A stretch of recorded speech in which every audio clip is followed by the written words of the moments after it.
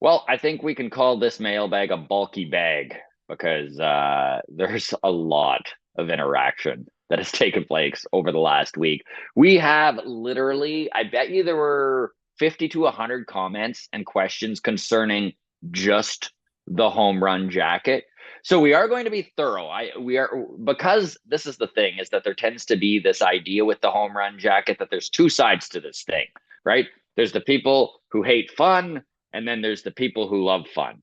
And the responses to this, there's like 10 different sides to this thing.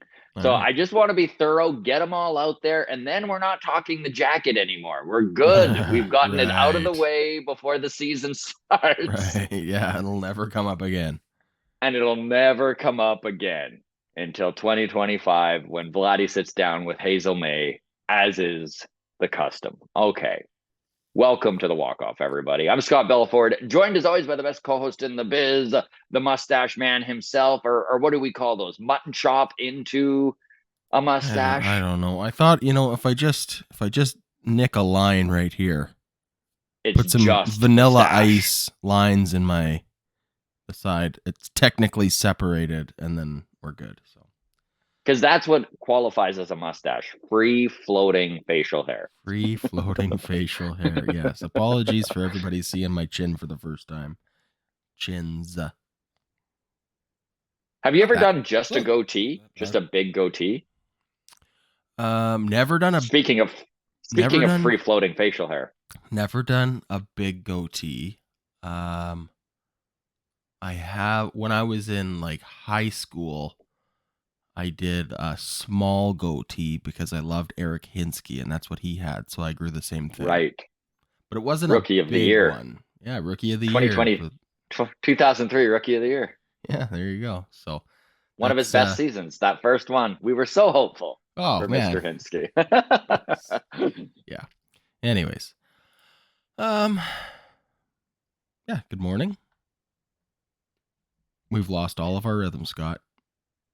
I don't think we ever had rhythm, so I wouldn't worry too much about it. It is a Tuesday afternoon mailbag, a Monday morning mailbag on a Tuesday afternoon, I should say. Big tip of the hat to all of you who were so interactive this week. We got more than normal amount of DMs. Our YouTube comment section was filled to the brim. Appreciate all of you taking the time to let your voice be heard. The grounds crew keeping us moving here. If you are a member of the Patreon, of course, you get that automatic Patreon bump and you get your comments and questions on the mailbag. No questions asked. But we're looking after everyone or as many of you as we can. So feel free to reach out on Twitter at Walk Off Podcast. Just DM us. You can do the same thing on Instagram, the Walk Off Podcast. And I do comb through the Discord, which is a Patreon exclusive.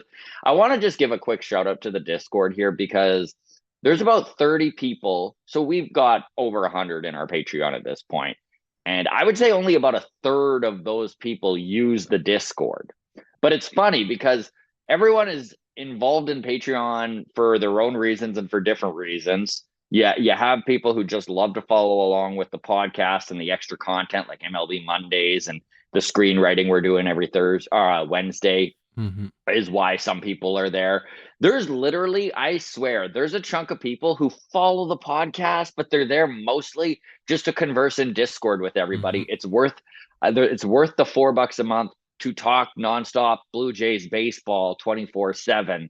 There's so different many time zones and stuff in there, and folks are so interactive and so active in general that if you are a person who lacks that outlet for baseball, Discord, walk off Discord, There you baby. go.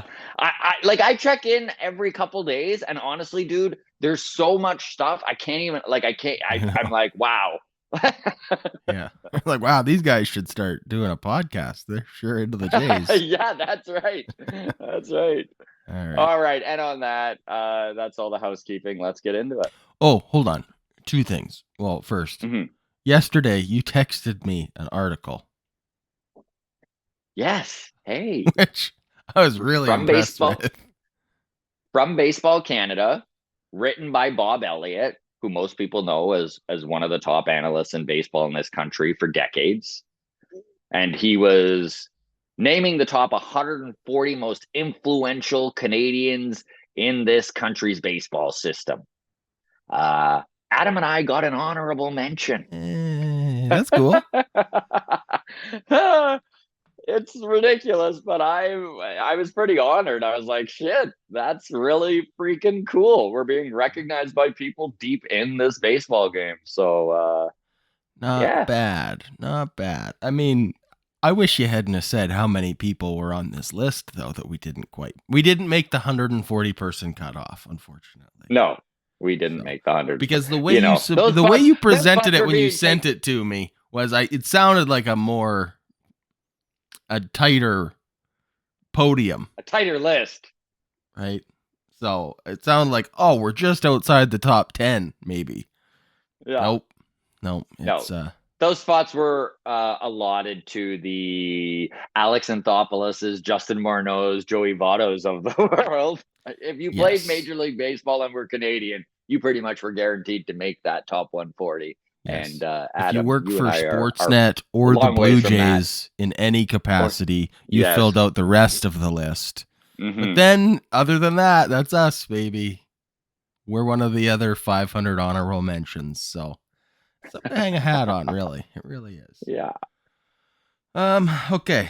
Before we get to the mailbag, Joel, friend of the show, hey, Commie. Actually, before we get into Joel, okay. Saturday night, I'm in Cape Breton. I'm playing Breton Brewing. If you're into a comedy show and you know a Cape Bretoner, send them that way there. It's going to be a fun show. I love playing Breton Brewing. I could do it every time I'm out this way. And get your tickets at the brewery. There's only going to be there's 50. It's a small little brewery, 50 tickets. It's going to be a great show. Spread the word, folks. I need you, grounds crew. Let it all out. Usually there's a ticket link in the comment section. Normally there's a ticket link. I love that. On Friday, I asked you for the link. I'm like, what's the link to the tickets? You're like, oh, there's no link. They just have to get them at the brewery. I was like, oh, I wonder why they haven't sold any tickets then yet. Which is the most Cape Breton small town thing ever. Oh, we don't need a ticket link. People will just come in and get it. It's like, yeah, it's just requires a second trip, right? Which, yes, who can be bothered with a second trip? But that's what the brewery wants. Come grab a 6-pack, get a ticket. Exactly. I mean, on the one hand, I totally get it. It makes sense.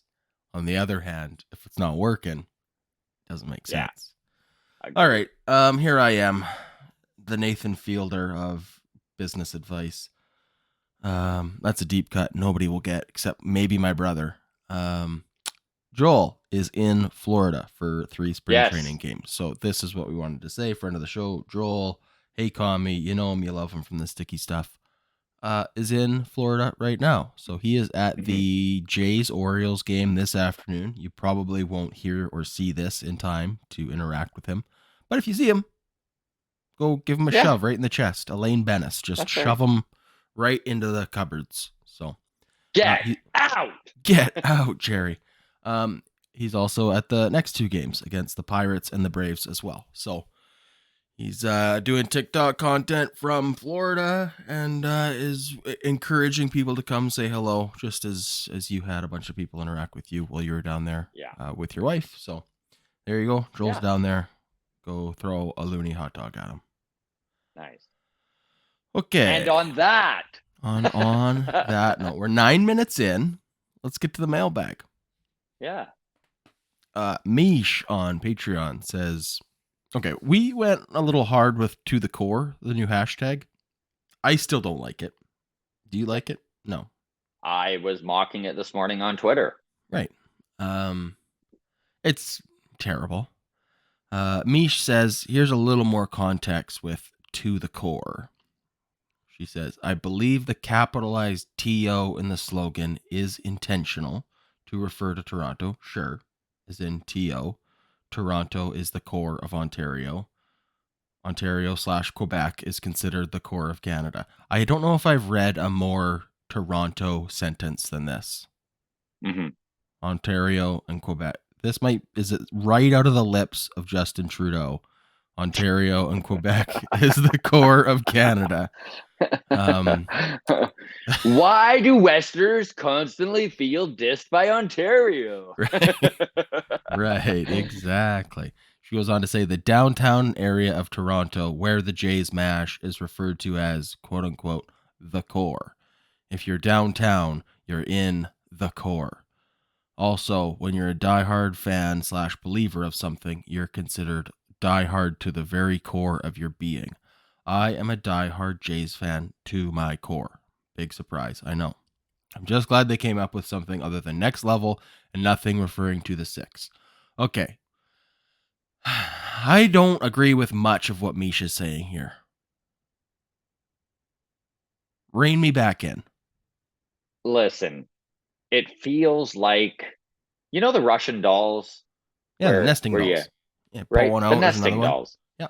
right? So the big one's Canada. This is what you got to envision it like a metaphor, Adam. Maybe that'll make you better, right? And then Okay. you Walk take, it. Yeah. right, the out of the core of the big one, you take the smaller dolls. We'll call that Ontario, Quebec. And then you open up that small doll, right? What's in there? Toronto, the core of Ontario, Quebec, as we all know. Then you open up that small door, right? That small doll, another doll, right? That's downtown, or as they call it in Toronto, the core. Hold on. Maybe it was a comprehension thing. That's what I'm worrying for. You know, I'm like, did you struggling. I'm understand? struggling on my SATs here. I'm never gonna get into a good school. Um. I People mean, who like this hashtag are gonna hate this it's section only of people who this. live in Like, Toronto. Like, why didn't they just go hashtag center of the universe? mhm. Hashtag who cares about the prairies? I think would have been just as good. Hashtag is BC still in Canada? I didn't know that. All right. Anyways, the referring to downtown Toronto as the core and thinking that like that's why it's to the core. It's a pun because of downtown Toronto. Like every fucking downtown is the core. Like Mhm. so I'm not buying that.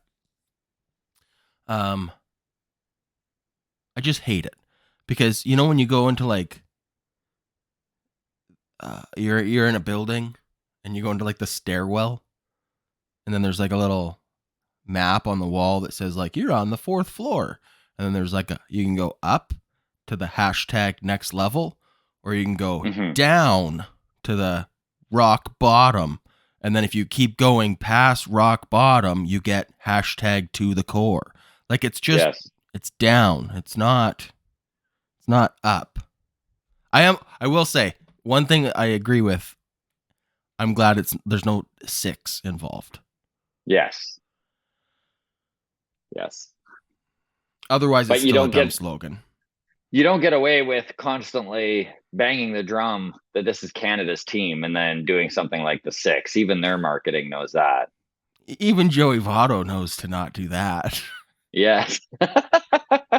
Which, by the way, another apology letter from Joey Votto Mhm. over the weekend, which you immediately sent to me, and I felt very targeted, Yes, as you should, because I was as I should. literally directing it to you. And it was funny because on Twitter yesterday, Avery of Gate 14 tweeted it out and he's like, all right, I've broke. I'm going to forgive him. And I was like, I retweeted that and I was just like, Avery caved. Now the only holdout is Adam, and I swear I'm working on him. Not quite there yet. Not quite there yet. Um, Here's where I'm at. I don't hold a grudge against him as a ball player. If he makes the team, I'm not going to be like, ooh, fuck that guy. I'm just not Yeah. going to wear like a special Canada Day red Blue Jays jersey with Joey Votto on the back and be like eating my maple dips, Yeah. celebrating the This, Canadian of it all. Like that's yeah. just been disconnected and I don't care. Like it's fine. It's Mhm. Johnny Damon playing for the Yankees and saying nobody really cares about these team rivalries, just the fans do. And it's like, just okay. I don't know. It's You and Joey Votto, you both don't care that he's Canadian. I've been hurt and I've been hurt deep. Some would say hashtag capital TO the core. All right. Yeah. Hashtag Joey Votto, but the last T and O are capitalized. That's what I'll say about that. By the way, Mish is right. For sure, there was a think tank in the marketing department of Rogers who was like, if we capitalize the TO, then that represents Toronto. Like, she's right. It's just, it doesn't make me like it anymore. the best, and I hate to say this because of the sport that it is, but the best team slogan, catchphrase, trending hashtag ever was the Raptors with like "We the North" or whatever it Yeah, was. agreed. That was Agreed. just like, it was great. Man, It was just ominous. so perfect. All of Canada is north of everywhere else in the world. Yeah. So No, it was brilliant marketing. We the it was North great. literally is tops when it comes to just marketing slogans, without a doubt. It was great.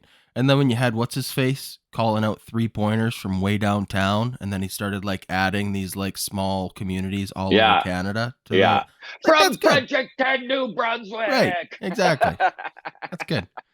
That's good. So good old Matty Devlin. good Nobody old liked him Matty as a Blue Devlin. Jays announcer, but boy, Nope, was he certainly a not. hero to the Hashtag stay in your lane. All right. Almost got you to do a spit take there, Scott. That was good. What a nice positive start to this mailbag we have had, as we're just like bitterly saying it all sucks. All right. Well, let's spin to something less controversial than the hashtag then.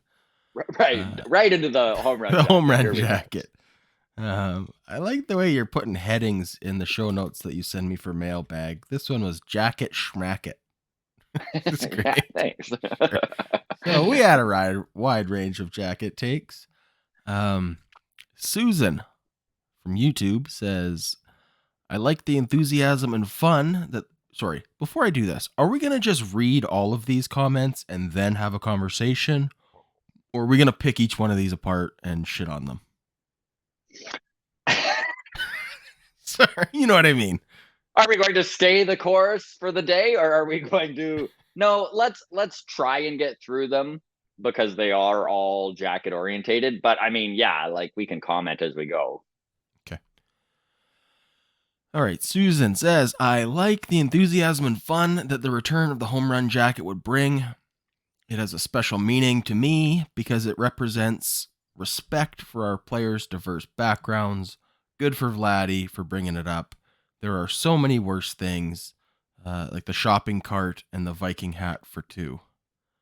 Dulcimerist says, the purpose of the jacket has been to celebrate unity amongst all the players who come from all over the world. The jacket had a patch on it from every country that players from the team came from.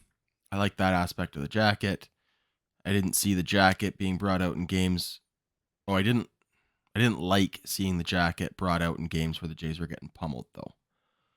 Heineken. So let's stop right there for just a second, because that's part of the gray area here, is that we got a lot of those, like a lot of kind of echoing Dulcimerist and Susan for that matter, just that they really love enjoyed the jacket. Go easy when we're getting spanked. Yes. Which, tough not to agree with that. Mm-hmm. I feel a little differently about the jacket than Susan, but I still agree with everything she said. You know, like, yeah. You like it in spite of the fact that it represents a diverse background. Okay, got it. Okay. Thank you, Adam. Okay. I appreciate you clearing that up for everybody. Right. You're like, the jacket's a really nice jacket, other than all the stupid tacky countries on the back. Other than the unifying quality of it, I really like it, just as like a way for them to stay warm in the dugout. Right. Okay, Heineken on YouTube says, I, for one, would like to see the jacket back. The team wasn't fun to watch last year, so bring some fun back. Keep in mind, Hazel is also a Rogers employee, so if the team wanted the jacket squashed, it could have, since this wasn't a live interview. Here's a thought. was the jacket taken away so the focus could be on this bud's for you when a homer was hit. Which is funny, and I mean, I like the double-edged sword of like Rogers is fine with it, but also maybe Rogers just wants to sell more advertising. I do want to just really quickly mention the Hazel May thing. The jacket wasn't taken away because the front office didn't want it, or Rogers didn't want it, or the Sportsnet analyst didn't want it. The jacket was stopped because the team decided they didn't want to do it anymore. Right? Like this and yes, Vladdy obviously didn't like this decision. But just because Vladdy didn't like the decision doesn't mean the decision wasn't a group decision. It doesn't mean that there weren't obviously players within the clubhouse who really felt strongly that maybe they needed to go in a different direction. All I'm saying is Rogers isn't the one who stamped out the jacket. And if they were, it wouldn't be to focus on this bud's for you. If anything, they would just get a brand name jacket, perhaps a Canada Goose jacket, right? Yes. Hey, here's a better jacket. This one will keep you warm. Those are expensive jackets. The Molson Canadian, or no, I guess the Budweiser Canadian Goose Right? There you jacket, go. right? You know what? Problem with that though, I don't think there's many baseball fans aren't bougie. I don't think there's many baseball fans that could afford a Canada Goose jacket. Possible. I speak as a representative of the I can't afford a Canada Goose jacket club. So, all right.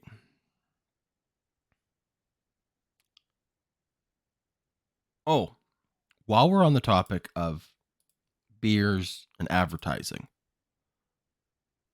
this women's pro hockey league, Mm-hmm. you see Molson was like I don't know if they sponsored the whole Yeah. league or one of the And teams, but they the whole league. And they've moved got the Molson. names down to the butts and put the Molson Yeah. up where the ponytail hangs. I just thought, Yeah. like, to the core, that is a great. Everything about that was like a home run. I'm mixing my metaphors here with hockey and baseball, but like that was well executed and perfect. So I don't have anything else to add to that. Just that I saw that a few weeks ago and I thought this was meant to be brought up and it didn't get brought up. But there you go. Pretty sure it was Molson. Hold on. I got Final Draft popping up. I clicked on the wrong thing, Scott. I'm panicking. It's okay. I got it. Mustard Tiger. Okay. You want to just quietly do this and I'll read it out, or you want to just quietly have a fucking meltdown, bud? Oh, do you insist on making sounds while I try and right the ship? Oh, okay. Fun.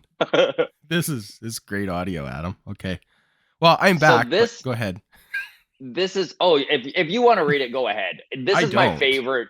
This is my favorite. This is my favorite take of all of the takes so far. This was Mustard Tiger on the jacket. He says, "You need full buy-in because it dispels the magic of the stupidity you're all doing." I'm not sure if you were too old for this nonsense, but I remember growing up in the Jackass era where we would do all kinds of dumb shit and film it. Pranks on neighbors, dangerous stunts, getting in shopping carts, and then going down a hill, and really needed full mob mentality for it to work. As soon as one person was like, "No, I'm not jumping off that 20-foot high roof. That's insane." Or, "No, I can't sneak out at 1 a.m. to go egg houses." Suddenly the absurdity of it all comes into focus. I mean, for me, that's probably the only way you're going to get me marching around a field with a fucking Viking helmet on and a cloak in front of 40,000 people. So if Bo doesn't want to wear the jacket, suddenly other people feel stupid. Yeah.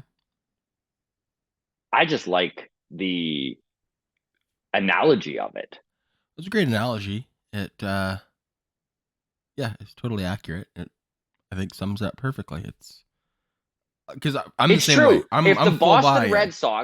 If the Boston Red Sox had half the clubhouse that didn't want to jump in the shopping cart and go for a ride the down the bench there, it wouldn't happen. So you kind of do need that 100% buy-in to do something so silly and fun. Listen, I don't even think Mustard Tiger's saying this isn't fun. It's just like to do something so juvenile and childish, you need everyone to celebrate it and be involved and enjoy it.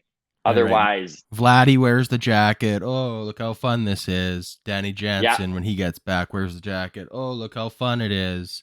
Everybody's having fun. And then Bo hits one and doesn't. And they go to then, put it on him and he's like, "No, I'm good. yeah, Thank yeah. you." And And then then the other everybody people else are is like, like, oh, yeah, this is dumb. Why are we doing this? yeah. I just texted you a punchline that I don't feel comfortable reading on air, but I just had to get it out. So don't read it, please. But I just wanted that to be known Okay. Yeah. with the full buy-in of it all. Well, what I will say, great restraint. Thank you. And Thank you. I personally, as your co-host, appreciate you keeping this to yourself and sending it to me Yes. discreetly. You're welcome. Moving on. You're welcome. Moving on. Okay. Another. I just know we're gonna get comments dying to know what it was now because of your Even reaction. Patreon doesn't get to know this one. Nope, not at all. We die with this one, Adam. Yeah. Okay, so another Patreon member reached out anonymously. Well, not Yes. anonymously. We know who it was. But Yes. we're not going to shame them. No. But it's just whatever. Here's what it is. Here's the comment. Hey, I didn't want to stir the pot with a public comment, but regarding home run celebrations, I kind of think Vladdy is being selfish, wanting his way. He was the same about the ice showers. I agree, one thing the whole team buys into would be the best, but this feels like Vladdy caring about Vladdy. Also, feels like focusing on past glory rather than something new that includes the new guys. Sorry, just had to get that off my chest. And really, honestly, all of these comments that we just read, these are kind of the different sections of where the people's feelings Right. are on it. And we got literally dozens and dozens for all of these different kind of sentiments towards the jacket. We'll leave it at this. And I know people feel strongly about it and we will just move on. I will say personally, I would love to see the team do something that the whole team wants to do. Well, what about an I ice want to see bath after every home run?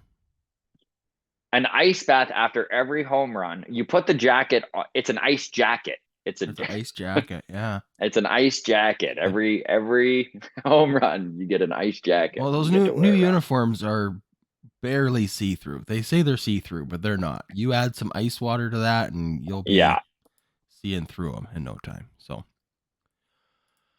okay, yeah, I don't know what else to say about this home run jacket. There's not I'm much else to say exhausted about it. by I do kind of like the last comment of like, let's look forward. Listen, the jacket was a blast. I loved the jacket in 2021. It was fantastic.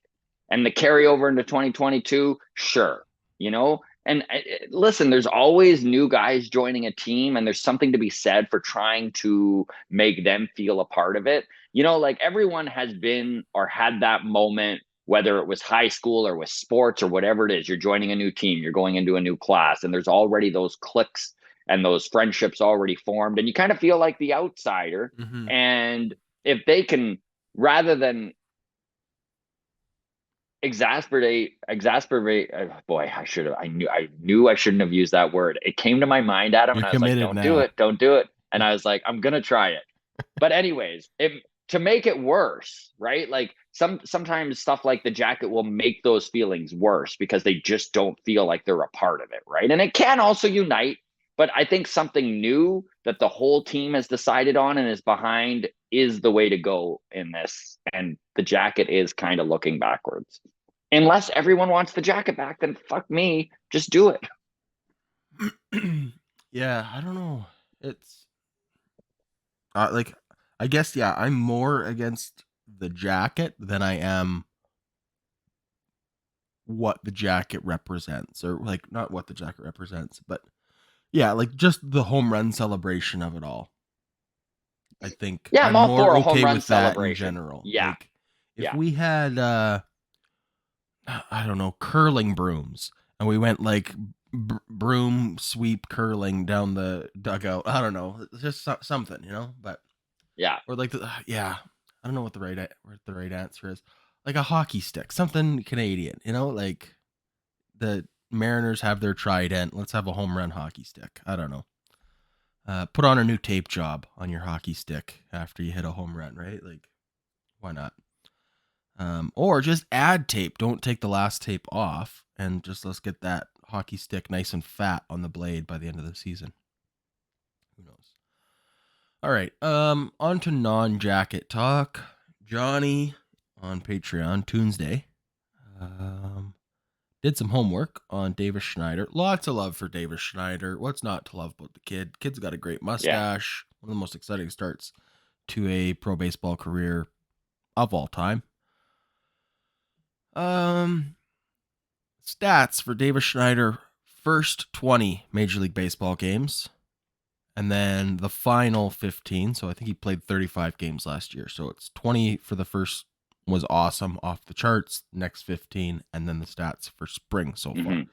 So through 20 Major League Baseball games, um, 65 at bats, had a 385 batting average, uh, 7 home runs, 846 slugging percentage. Next 15 MLB baseball games, 51 at bats, had a 137 batting average, only Hmm. one home run, and a slugging of 294. Yikes. And then so far, Well, he went on that. Some people will remember this, but there was a 10-game span where he went hitless pretty much. He did finally break that at the end of the season, and in those 10 games, there were many days off in between. So it was really tough for him to kind of like dig in and try and get out of it because he would play a game and then he'd be on the bench for a game. Not to make excuses, and obviously this is the sort of guy Davis Schneider is going to need to be to start his career, right? He's going to need to prove that he can stick at second or left or third or wherever he's playing positionally and play every game, which he hasn't done quite yet. spring training numbers so far this year: 28 at bats, 214 batting average, 464 slugging. So, what does it all mean? Well, Johnny says, as much as I want to see the dude succeed, I don't think he can be treated as an MLB lock. I Which, would agree with that. I would agree with that. Listen, for a few reasons too. because there has Number been one, a kind David, of vibe where we're just based on what he assuming did he's and the he's hot on start it. he had, how could he not be on the team? There has been like Mhm. a broad general consensus. So a little bit of cold water on that take. So continue. Okay, so a few things about Davis Schneider. Number one, he has options. This is always bad news for a guy who's on the bubble like Davis Schneider is, because you know what? To make sure you don't lose Ernie Clement, who doesn't have options, to make sure that you can maybe fit Nathan Lucas in as the fourth outfielder, there may need to be some tough decisions made March 28th when the season starts. Uh-huh. Another thing to keep in mind with Davis Schneider, and this is something he's talked about twice with us in Double A when he came on the show and in Triple A. He notoriously has slow starts. Look at his numbers in April in Double A and Triple A. He's around a 200 hitter. He heats up come May. He's a guy who he has an approach, and once he kind of finds that groove, he can stay in that groove, right? But it's finding it, and that's most hitters, and that's what spring training is all about. So, could we see Davis Schneider start the year in Buffalo? I would be very surprised, but it's not at all impossible. And some strange things may go down to make sure that some of these assets aren't exposed to waivers and to other teams. That said, we're about to get into some injury updates here. I know there's a couple questions about stuff like that. You never know. There always seems like there's this big roster crunch coming into the season, and then more often than not, it just tends to work itself out. So we'll see. Right. Someone hits a home run in spring training, bat flips, and then steps on their bat and rolls their ankle. All right. Exactly. Greg Kennedy on Twitter DM'd and said, "Hey guys, just listen to the Friday show. Home run jacket. I don't really give an F either way. LOL. Clement and Votto both make the team. Espinal should be sent down or traded as part of a package. Francis Bowden, I truly believe, will be a big-time player for us this season. Send Manoah down. I agree with you. If he kills it in AAA, then let him have at it down there. He really needs his confidence restored fully before he has an opportunity to come back up. Can always trade him as well." And we won't spend too much time on this one, but because Adam and I talked about this pretty thoroughly on Friday. But yes, Alec Manoah's problem, personally, I don't know much, but I think it's between the ears. And I think giving him some runway to really start to build that confidence back up is definitely the right way to go about things, especially with him dealing with these tweaks and these injuries early on in spring training. Let him build up, let him get comfortable in AAA. And if he's killing it in the middle of April and we need to move Mitch White down or whatever it may be, or God forbid there's a bad taco and one of these guys goes down for extended period of time, then he's there and he's ready to go. But I don't wish to see Alec Manoah in this starting rotation until he's making the front office make that tough decision to bring him back up. And yeah, for me, the question of like, if he's cooking and we need somebody and he's the best guy available, bring him up. It's like, yeah, okay, well, sure, that just makes sense, of course. But the more interesting, difficult question is, if we don't need someone and he's cooking, how long do you let him cook for? And like the idea of, how Greg put it, he really needs his confidence restored fully before he has an opportunity to come back. It's just a delicate balance between fully confident Alec Manoah and disgruntled #to the core Manoah, right? Like, we don't want disgruntled Manoah where he is confident and he's so confident that he's going, why are they keeping me down here? Why are they doing this to me? Right? Mm-hmm. That's not good for anybody. So no. Yeah, I think again, the Tiedemann of it all, the health of everyone else, is there's so many factors that might never become an issue. This is all hanging, this difficult decision also hangs on him being really good in AAA, which I'm also not confident is going to happen. So, I don't know. Didn't look good so far in spring. I heard he's working on a new pitch, a cutter, to help, what do they call it? The movement between his fastball, his changeup, and his slider. There's apparently quite a gap in what his slider does versus his fastball. And the thoughts are the cutter will help make it harder for hitters to pick up on, oh, this is clearly I don't know if I buy it. A bridge pitch. A bridge pitch to muddy the waters a little bit more as to what's coming out of his hand as guys are in the batter's box.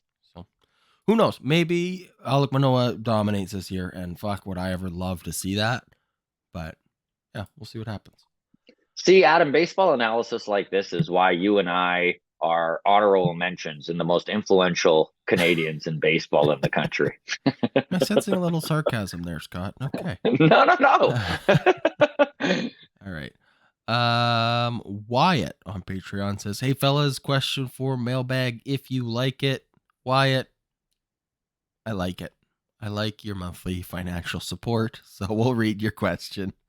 Um, Pretty sure I already know the answer, but if George Springer continues to decline for the remainder of his time with the Blue Jays, who would you say contributed the least or had a worse contract, Springer or Ryu? Okay, let's start with the fact that I'm still very hopeful that we see George Springer put up more home runs this year than we've seen out of him in any of the past 3 years with him in a Blue Jays uniform. He seems to not be as focused on spraying the ball all over the field and is cheating a little bit to get ahead of the pitch. And he has been hitting some bombs. Honestly, he hit a dinger, I think it was 2 days ago, where I was like, I haven't seen him hit one that far in a while, right? Like last year, he had some wall scrapers. I think he still hit 20 home runs, but honestly, there wasn't that like Springer dinger, like, oh yeah, that's pushing 500 feet type of home run. And we finally saw one a couple days ago. So I'm hopeful that, yes, George Springer's batting average goes down. George Springer maybe strikes out more than he has in the past 3 years, but we see his home run total go up. We see his slugging percentage go up, and we see his OPS rise. Now, to Wyatt's question. In this question, that doesn't happen. And George Springer continues to decline over the next 3 years in this remaining 3 years of his contract. I think it's pretty safe to say, if that is the case, that the George Springer contract is more of a dud than the Hyun-Jin Ryu was. Ryu did come in and really help a young team in 2020 kind of get ready for that next push, right? As a playoff team.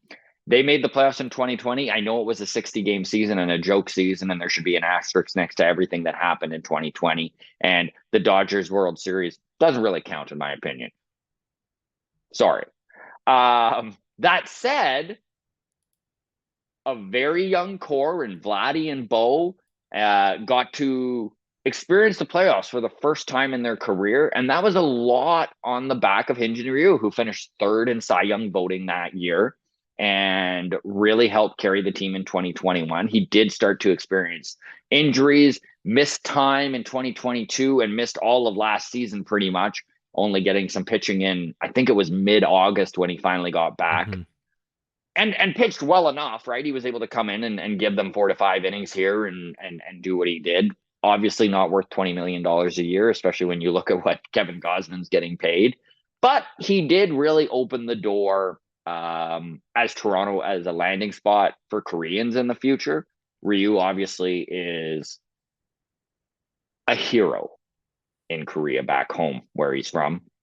And we watched the same sort of thing happen with the Mariners and Ichiro, and that it become a gateway where Japanese players wanted to play that. And the hope is that the same thing has kind of happened for Toronto with Korea, right? There's a large population of Koreans that live in Toronto, Korean Canadians, and the fact that Ryu enjoyed Toronto so much, I think, speaks really well to the future of that team being able to scout the South Pacific and bring players like Ryu over. Now, 80 million compared to 150 million is the biggest reason here.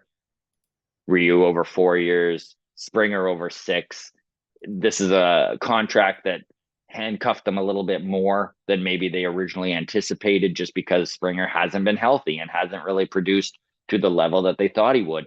He did when he was on the field in 2021 and 2022, as long as he was healthy, put up the numbers they were hoping he would. And then 2023, they went to all the trouble of getting Varsho in, getting Kiermaier in, making sure there was no way he was playing center, keeping him off his feet a little bit more. He played the most games he had played since he was an Astro, and also had one of his worst seasons of his career. So in this question, which I honestly hope Wyatt is out to lunch on, my gut feeling is that the Springer deal will look worse than the Ryu deal at the end of this thing, if Springer doesn't have a good year. And he's 34. He's not ancient. We've seen lots of 34-year-olds change their swing, sell out a little bit more, in the batter's box and hit 30 to 40 dingers. Hopefully, fingers crossed, that's the case. Could be. What do you think? If you had to pick one, Adam, Oh, as George the Springer, worst con. so Yeah, much okay. worse. Yeah, okay. Yeah, all the points you talk about with, like Ryu was our first foray into the spending and free agency for this window. It was, and it broke the Boris embargo. Remember Right. in 2019, Boris was like, the blue flu, Blue Jays don't sign big name players. Yeah. So that is substantial. I think his influence on Manoah was Yeah. something that we forget because of how Manoah's kind of fallen off. But I think that was a fun story to follow in, what was it, 2021? Mm-hmm. Through his rookie season there. I mean, yeah, just based on fewer years, fewer dollars, even if everything was the same, the Ryu contract is a easier pill to swallow. Like if they were both equally bad. But on top of that, like you said, Ryu's first year in Toronto, third in Cy Young votes in that shortened 2020 season. Springer has never had a season so far with the Jays where he's just looked like, oh, thank God we have George Springer on the team. Like I haven't even had a stretch of a couple weeks where it's like, man, oh, we're banging trash cans again. Springer knows how to hit these balls. Like Yeah. I just in 3 years have not seen it. Like Mm-hmm. so it's been underwhelming for 3 years, and as he gets older, everything is just being less exciting. Now, that said, yes, there is the chance for him to pull a Joey Votto and just reestablish himself as selling out for a hard swing like Votto did in his mid Yeah. 30s, early 30s, right? Because Votto, like, that's the thing. Joey went from being maybe one of the best contact hitters in baseball to hitting 30 plus home runs. Not a lot of guys can reinvent themselves like Joey did, but I think George Springer is a dude who has the skill set, who has the stuff between the ears to be able to pull that off, or at least frick, I sure hope he does. Because to this point, George Springer hasn't made me go, wow, $25 million a year well spent yet. Yeah. So He hasn't yeah. been horrible either. He just hasn't really been worth his contract. But I mean, I guess the truth is most free agents aren't. There's a lesson in there somewhere. But yeah, I'd say give me the Ryu contract again. I don't even feel bad about that one. I mean, No, I the mean, it sucks he was the injured as Tommy much as he John was, but sucked, but also they yeah, would have gotten their money back on the insurance for that. So, yeah, if a guy's out with injury like that, you just re-spend the money on a different pitcher. But if a guy's just not playing well, like I don't know. It's but I'm not a George Springer guy. I don't think I ever have been, and I would love to be. I would love to eat my hmm words, and for this yeah. October, for everybody to be like, "Oh, Adam, your beard is so stupid, and you have such terrible takes on George Springer." I would love for that to be the case, but I'm not gonna hold my breath. This is such a successful season. If by the end of the year you're a big George Springer guy, you love Joey Votto and had forgiven him, and you're wearing a To the Core T-shirt. Oh, wouldn't it be to the core underneath my open City Connect jersey? Yes, love it. All right, All right, couple more. we're We're getting getting long in the long tooth. here, Yeah. so let's try and squeak these last few in. Mish says, "Okay, I'm not panicking, but what the f is up with all the arm inflammation amongst not only our pitchers, then in brackets add Swanee and Romano to the list this morning, but throughout the league this spring? Has something changed with the balls again? The size, the weight, anything that could throw off mechanics? No pun intended. Reach out to your contacts in Dunedin. Get a message to Pete Walker. Have them investigate. Okay, maybe a little panic, but I'm genuinely interested. I don't remember shit like this last spring." So let's start with that. Okay. This shit didn't happen last spring, which is one of the reasons why we really got to hope that the offense gets their shit together here, because we're not going to have another season like last year where pitchers just didn't get injured. Yep. Look back on the last 20 years of Blue Jays baseball. There's 2 years that stand out, 2016 and last year, where pitching health was insanely lucky. Like both 2016 and 2023, I think the Blue Jays had like 7 or 8 total guys make starts. Like that's not something that happens in baseball. We're well aware that arm injuries have become an epidemic in this sport, not just in Major League Baseball, but across the world. You go to Japan, they're dealing with all sorts of arm injuries as well. They deal with Tommy John surgery at a slightly higher rate than Major League Baseball does. I think if there was an answer to this question, Mish, it would have already been answered. The truth is, the human body is not supposed to throw baseballs at 95 plus miles an hour over 100 pitches an outing. It's just not a thing. And you know what? As you ramp up a lot of these guys, it's slight soreness, right? It's precautionary because they're trying to build that strong base where they can go through the rigors of a season and not need to take as much time off as maybe you would if you hadn't prepared properly. There are smarter people to answer this though. This is just like off the top of my head, a little bit of recency bias because recently we didn't have pitchers getting injured. So now that we're seeing it happen, we're like, well, this is weird. What's going on? But it's good to remember, oh no, this is a thing. This is a thing that every team in baseball deals with regularly. Anything to add, Adam? I know you're looking stuff up right now. Before we hit record, I was watching the Chris Rose rotation. That is a subsidiary of Jean Boy Media. And he Mm-hmm. had Chris Bassett on, I guess yesterday. Um, the title of this video is "Why Chris Bassett Thinks Baseball Has a Problem with Pitching Injuries." Um, so I would say I'll link to this video in the comments. Mish, go have a watch of this one.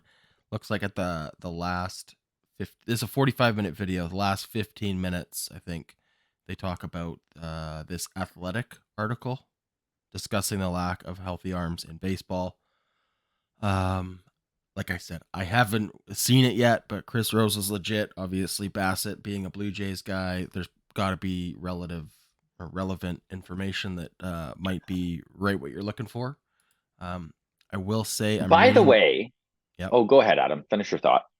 No, it's going to be a new thought. So Okay, jump well in. then I will say if this is something that does interest you, grounds crew members, as you watch this, you're like, I want to know more about Tommy John, the arm injury epidemic that's going on in baseball, and why it's so prevalent.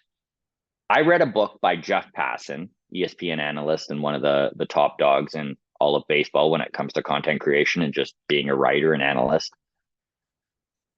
The book is called The Arm, and he really dives into Tommy John surgery, what it takes to recover from it.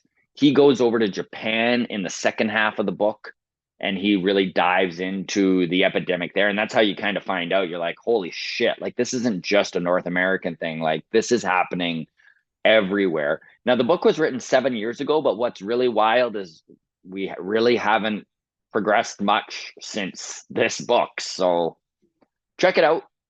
The Arm, Jeff Passan, if arm injuries is something that interests you in this game. Um, yeah, great, great recommendation from Scott there. I will say I'm reading this athletic article. This is from March 8th, so last week. Prominent MLB team physician sounds alarm on pitching injuries. So this is an article by Ken Rosenthal and Enosaurus. They're interviewing Dr. Keith Meister, who is not the inventor of the Tommy John surgery, but has quite a reputation with the way he's revolutionized the way it is done. Jacob deGrom is the latest big, I guess, whatever. Anyways, I don't need to give Dr. Keith Meister's credits. So his point is that he cites the advent of the sweeper and power changeup as significant reasons for the spike, and that teams are exacerbating the problem by emphasizing pitcher performance over availability. Now, this is not a secret. This has been a problem with baseball for a while, but it's coming to the forefront, I suppose. The quote here is, "These front offices, unfortunately, are living more in the moment than taking a longer, broader term view," Meister said. "There is a way to manage this. What if a guy doesn't have a whip of 0.8? What if he has a whip of 1.1, but he's able to play 162 games?" I think this just... did I lose Scott? Is Scott gone? Scott's pooping. Man, I really gotta... Oh, I'm panicking now. Okay, point being here is that, it's... I don't know what makes this year worse than last year, other than it does seem like a growing trend that every year is getting worse. This article shows as teams increase their emphasis on velocity and stuff, injury list placements for pitchers rose from 241 league-wide in 2010 to 552 in 2021, before Wow. decreasing slightly each of the last two seasons. And the total days that pitchers spent on the injured list more than doubled over a slightly longer span. So all this to say is that I don't think it's like suddenly this year's worse in a sense, other than like, yeah, it's worse because it's always getting worse, just because that's the general trend of like arm injuries. But I don't think that means the ball is heavier, the seams are different, or anything like that. But yeah, I think it's just a continued pressure on these teams to be like, yeah, he's a bullpen arm. Let's go fucking throw him as hard as he fucking can. Once he's That's really hurt, who interesting cares? about Let's get that's another really guy to throw interesting just as hard. about prioritizing results over longevity. And I think that that's kind of the crux of this epidemic, and has been since arm injuries were a thing, right? Like you go back to the 60s and the 70s, and arm injuries weren't as prevalent. Now the guys were not throwing near as hard, but they were throwing way more. Now, obviously, sports science has come a long way, and they are aware of what wears down arms and what doesn't. And overusage is definitely a problem that they have worked really hard to overcome. But with so much emphasis on spin rate and velocity and tunneling and like all these things that honestly, it's just like a little extra wear, a little extra wear. So here's again, just go read the article, listen to this interview with Chris Bassett and Chris Rose. But uh, here's an interesting point from this article. Meister recalls hearing the late Johnny Sane, a former major league pitcher, an independent-minded pitching coach, say when a pitcher is holding a ball correctly, he should grip it in a way that he could throw a raw egg without breaking it. Which brings me back to that old like Mighty Ducks passing, when they're passing eggs and cradling it, right? And how today is the exact opposite. Pitchers apply a quote death grip to the ball, essentially preloading every muscle in their arms, and then at release those muscles actually lengthen in what is known as eccentric contraction. The result can Hmm. almost be like a hamstring tearing, affecting different pitchers in different parts of the arm differently. And we're seeing all these tears in the lat and all these tears of the previously reconstructed ligament, a lot more flexor tendon tears. I could tell you it is a consequence of predominantly those two pitches, the sweeping slider and those hard movement changeups. So that's the opinion of a world renowned arm surgeon who's doing Tommy Johns on the best pitchers in baseball. So it maybe that's it. The hard sweeping slider and the hard movement changeup, and just generally the intensity with which pitchers are becoming more and more expendable. Right, like other than being your real workhorse, your top of the rotation guys, your 9-figure contract types, I mean, where the Rays prove this constantly, what you're saying. right, like maybe you'd be okay with Garrett Cole pitching at 90% effort because you've got a financial investment long term. But other than that, right, like all of the guys who are fourth, fifth starters and beyond, or bullpen arms, there's not a whole lot of motivation from the team side to take care of those arms, Hmm. right? They are expendable, and yeah, it's painful. And the mentality of more and more front offices taking the mentality of use the bullets while you got them. We're seeing become more and Mm-hmm. more prevalent. We're seeing pitchers used younger and younger. And one thing to keep in mind when it comes to Tommy John surgery as well, when it comes to recovery, 94% of pitchers fully recover from the first Tommy John surgery. And it's under 50% for the second Tommy John surgery.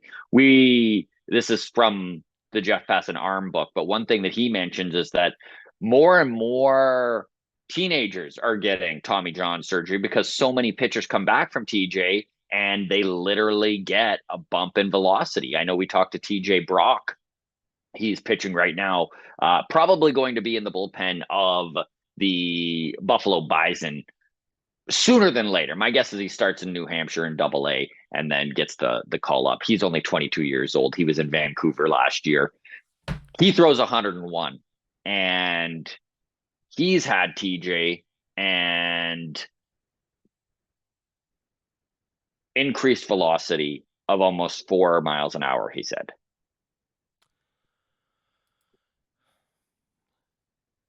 Like, it's a big deal, right? To go from 97 to 101, it's a big deal. Like, it's just enough that it's the difference between a double and a foul ball.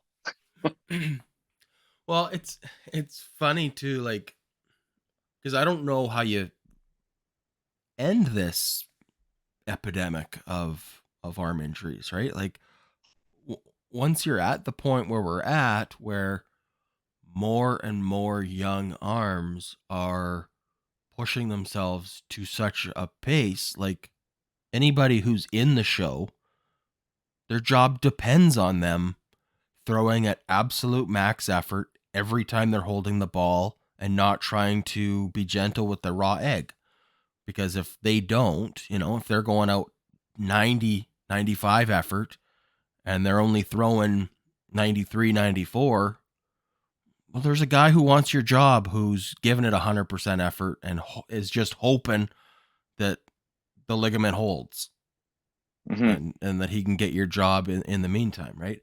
And then on top of that, like you said, with the high school pitchers and college pitchers getting Tommy John, which is like bananas to me. Bananas to me whenever Yeah. I like meet someone who has Tommy John surgery and like never played in the show. I was like, what are you doing, man? you know? Yeah. But like you said, And there's the way it lots of them seems, too. but the way it seems to work, where like you take a year off and now you throw harder, you're almost like incentivized to throw. Like you're almost like, oh, come on, give me that Tommy John in my senior year of high school, Mm-hmm. so that I'm better in college and I don't have to miss a year of my college career, or like, So it's like Mm-hmm. from the time you're 14 you're like just fucking trying to get Tommy John because it'll make you better, and It's it's hard wild. to wrap my It's mind wild. around, right? So And honestly, dude, like some of the stories in this book, The Arm, it's disgusting, right? Like just stories of parents pushing for Tommy oh yeah, Johns at 15 and stuff right, like that. Just insane stuff.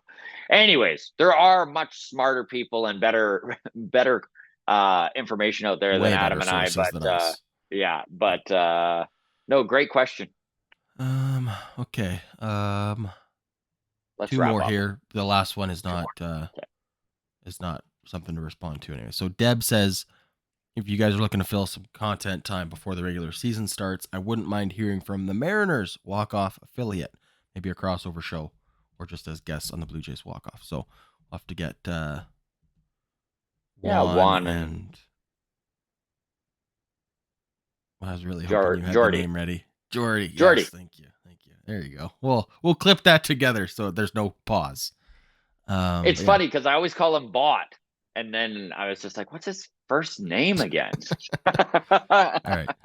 right. So there you go. And then the last one here, we talked last week about the pitcher's mound being at 60 feet 6 inches for no real apparent reason that was any good. So we got loads of fun stories explaining why it's 60 feet 6 inches as opposed to just 60. A lot of like math explanations that were all made up, a lot of fun, fancy stories. This one from Ian, I think, takes the cake. So we're going to read this one. But everybody else, honorable mention. Ian says, as we all know, baseball was invented in Cooperstown, New York, but so was the hot dog. Prior to that, traditional phallical cuisine was a sausage or bratwurst. But in upstate New York, they had no use for the lips and assholes of the pig, so they invented the hot dog to reduce processing waste. While discussing the rules of the game, enjoying the local cuisine, one of the players suggested pitching distance of 121 hot dogs as the baseball diamond sat on 121st Street.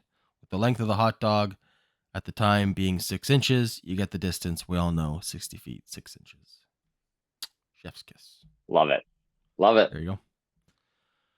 Okay, that's your mailbag for this week. Next week, we'll be on the precipice of the ball season starting, so Can't wait. Thank wild we're the this good close. baseball lords above. Yes.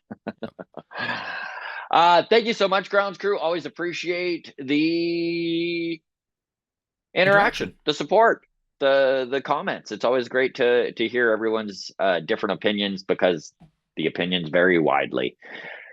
You can always reach out on Twitter at Walk Off Podcast. The Instagram account is the Walk Off Podcast. And if you're looking for some baseball talk and you don't have anyone in your life to fulfill that need, try our Discord. Give it a go. They're wild in there. Thanks again, everybody. Take care of yourselves. Cheers. Cheers.